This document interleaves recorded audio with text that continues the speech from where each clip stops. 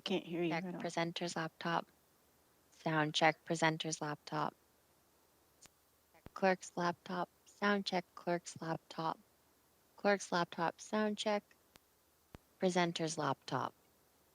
Presenter's laptop.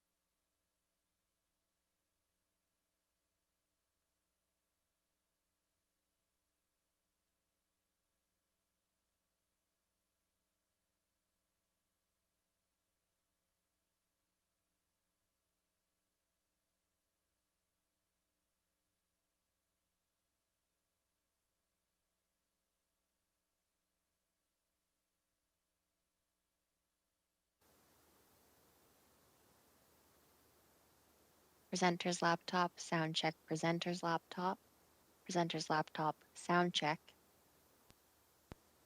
Clerk's laptop. Sound check clerk's laptop. Clerk's laptop. Sound check.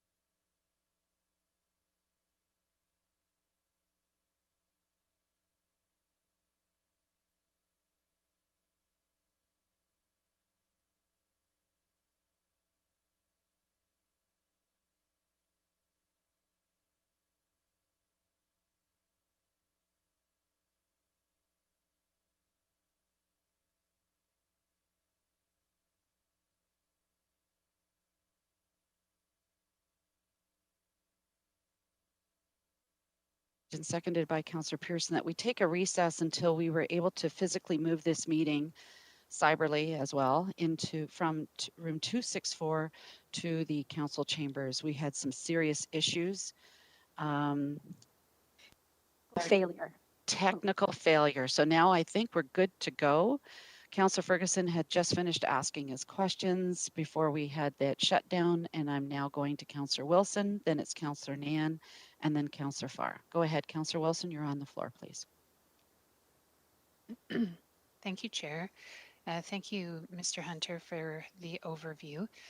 I just wanted to know if you would be interested in giving the shareholders an indication of what's to come, referencing specifically an upcoming strategic planning session and what you think might come out of that from a high level at this point, understanding that there's work still to be done in prep for it and the direction of the corporation in the future. Thank you.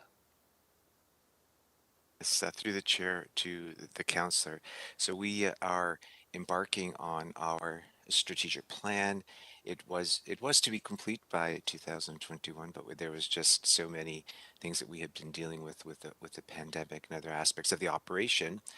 So we are right now getting things ramped up with the plan. And for me, really kind of high level, it's the focus on people and on the places. I think historically, of housing, affordable housing, and even the legislation, speaks to people living independently, in their apartments, in their units, in their housing, and that's changing.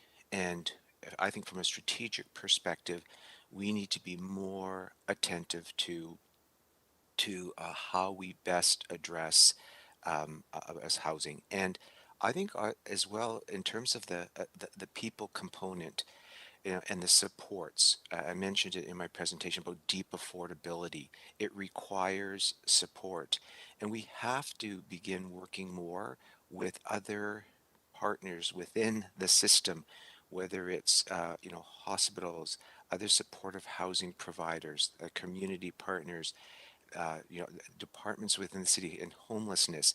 We have, you know, I've said it before, the pandemic really showed these fault lines in housing, and so we have to look at how we better support and best support our tenants where they're living.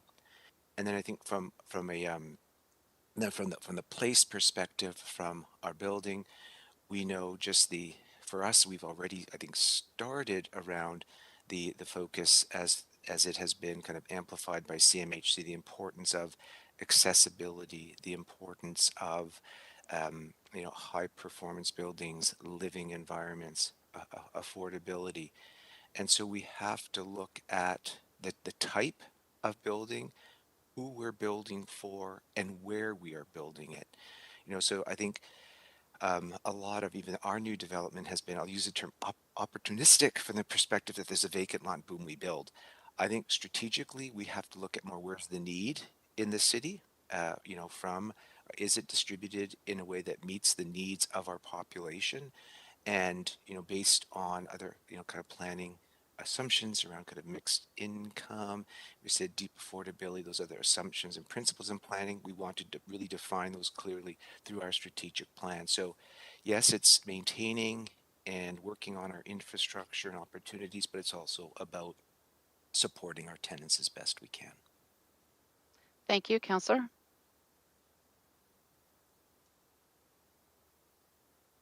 Councillor Wilson. Sorry, was muted. Thank you very much for that, Mr. Hunter. I think you used the phrase more attentive to housing. I think you personally, as the leader, have been attentive. I guess I would use the word, this corporation has to be very intentional in what direction it's moving, intentional on not just responding to a spot that might be available, but being intentional in its locational decisions to ensure that the children and the people who are growing up in publicly financed housing have an opportunity to live throughout this city and to access good schools throughout this city, and that every part of this city also can be enriched by having City Housing Hamilton in their neighborhoods. I would like us to be intentional on making decisions about unit sizes. I regret that we have gone down from large units to growing smaller ones, and I think we have to have a strategic decision about that.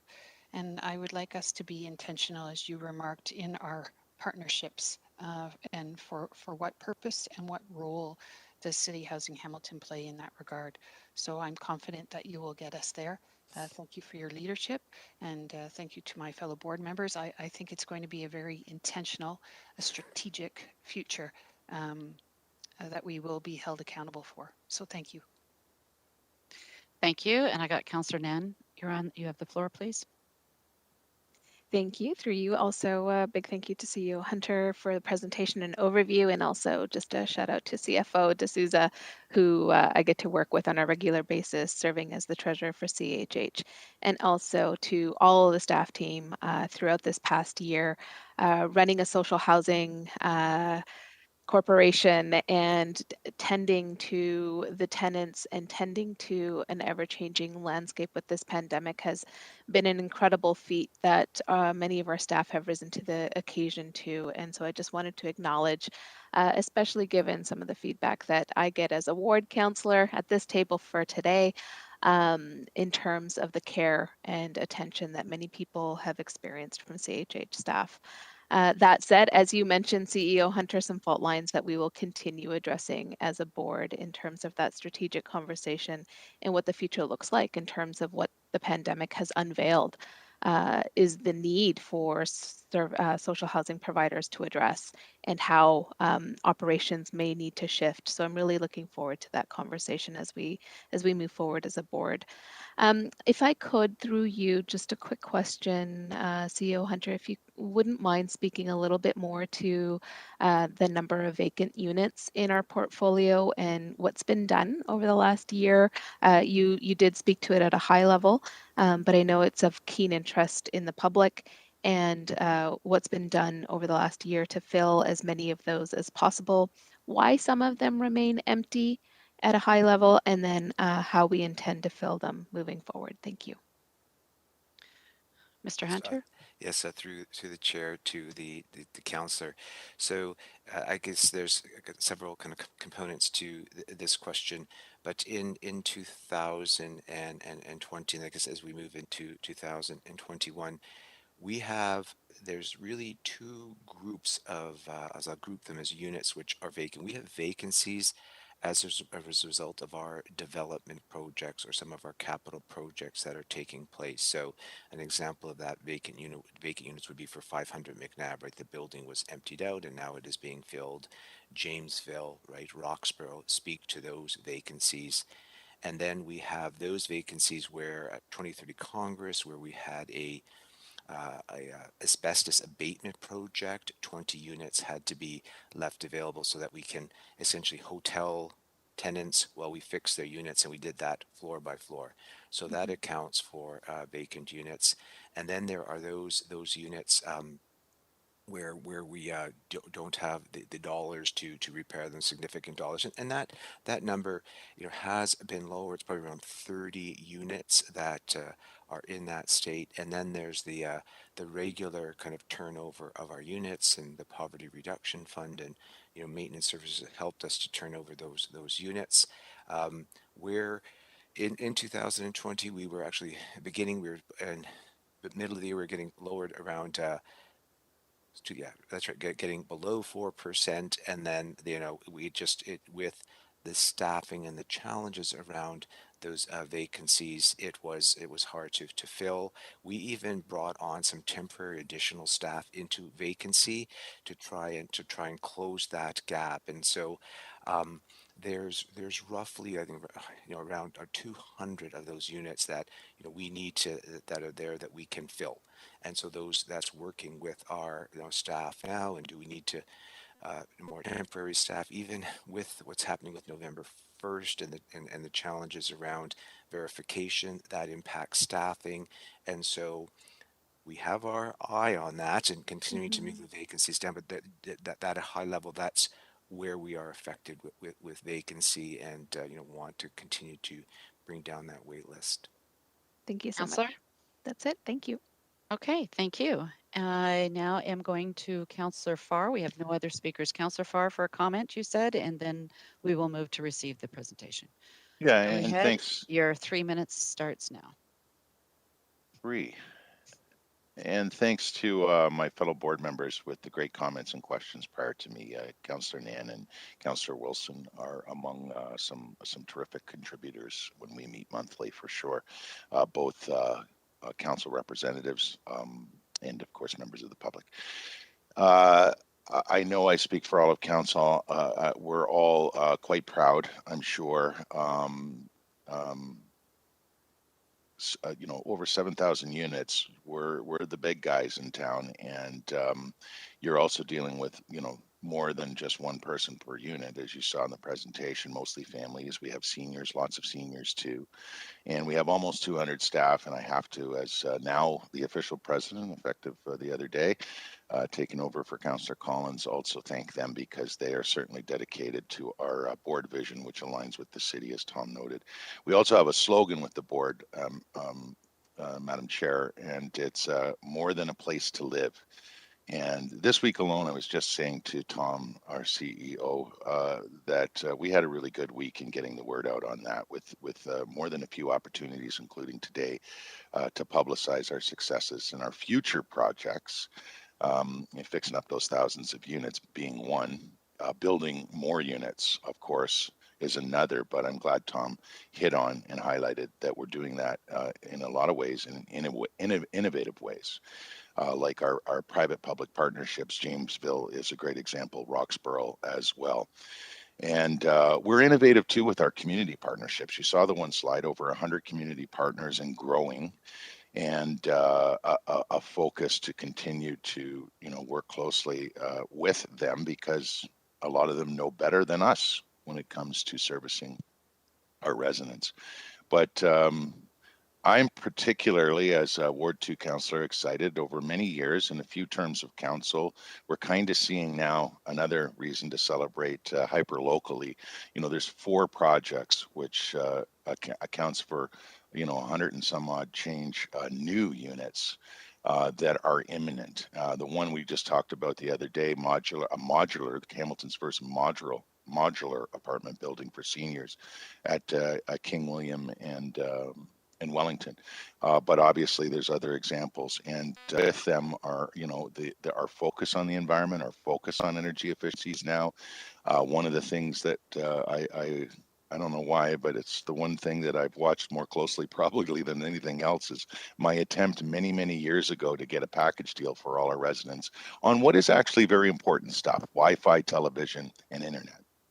And that finally came to fruition last year during the pandemic for about half of our tenants. And that's a huge savings. We all know Canadians pay more for that stuff than anywhere else in the world. Not if you're a CityHousing, a Hamilton tenant in about half of our properties. So I want to thank staff especially for going after that. It made a lot of residents very happy. But our hearty thanks are also warranted, of course, to our very passionate and dedicated CEO. I think Councillor Wilson and Nan have said enough on that, but certainly he's the right person in the right spot. Just the only thing in the presentation that I wish we had the number for, and we'll work on that for next year.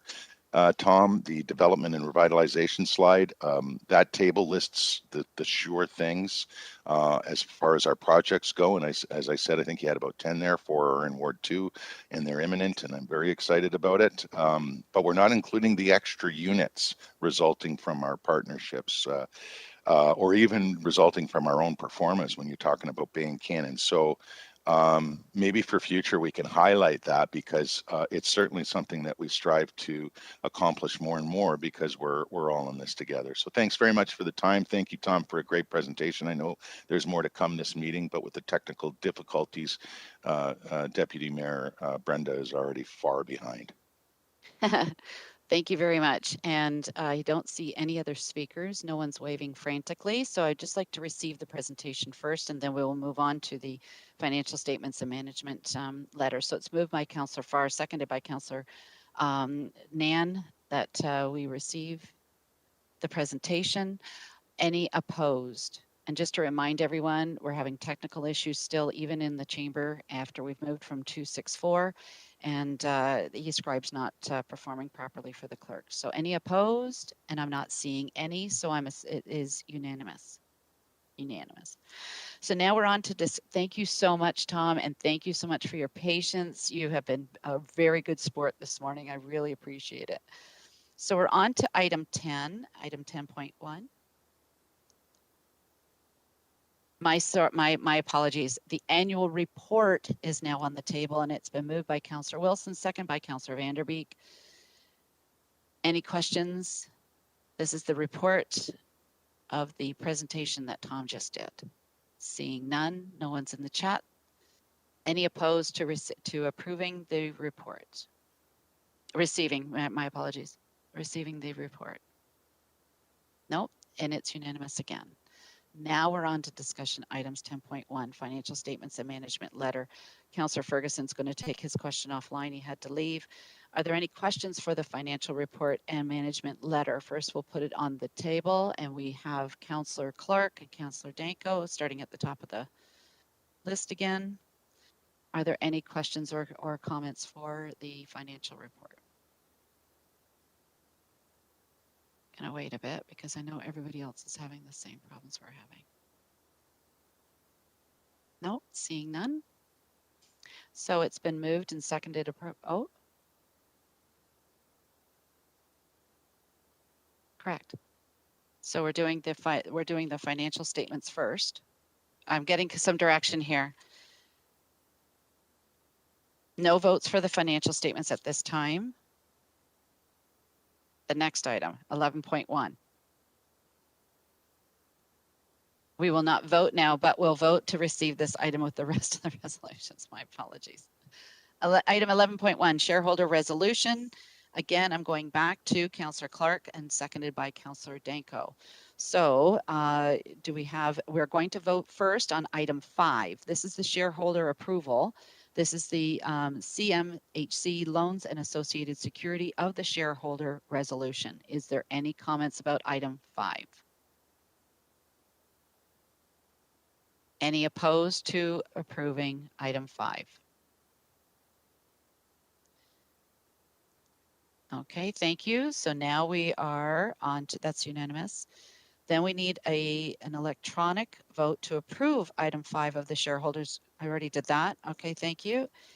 Is there any discussion on the balance of the shareholder resolutions? And this is moved by the mayor, seconded by Councillor Pauls. Are there any questions or comments? Nobody's in the speakers list. Nobody's waving frantically. Any opposed? No, thank you. That's also unanimous. We will okay, we've already done that. Now we need an electronic vote to approve the balance of the shareholder resolutions. We just did. I've just turned the page and it said that. Okay, thank you, folks, everybody, for your patience. May I have a motion to adjourn? It's been moved by Councillor Farr, seconded by and anybody else. So it's seconded by everyone. Tamara, you just pick one. And again, Tom, thank you so much for all your patience in this. So we're going to get out of here because apparently the police board's coming in now. Thank you. Thanks, everybody. Thanks again. Great work, Chair. Thank you, everyone. Take care.